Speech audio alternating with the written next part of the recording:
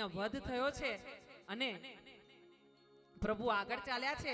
હવે આ જરાસંઘ વિજય થઈ એટલે પેલો અશ્વમેઘ યજ્ઞ શરૂ થવાની તૈયારીમાં બધાએ બેસાડીને ભગવાનને સિંહાસન પર બેસાડીને એમની પૂજન ચાલુ કર્યું છે પાંડવોએ. અને એમની પૂજા અને અર્ધ ને પરધ્ય અને પગનું જોઈને ચરણામૃત લીધા છે પાંડવોએ કે તમારો તો પાડ માનીએ ને એટલો ઓછો છે, તમે અમને એવી રીતે સાચવ્યા છે. માં કુંતી આવી છે, કુંતીએ પણ સ્તુતિ કરી છે ભગવાનની કે તમે અમને જે રીતે સાચવ્યા છે ને પ્રભુ, બાળક જેમ માને સાચવે ને, માં જેમ બાળકને સાચવે ને એમ તમે અમને સાચવ્યા છે. તમારો તો સ્તુતિ કરીએ એટલી ઓછી છે.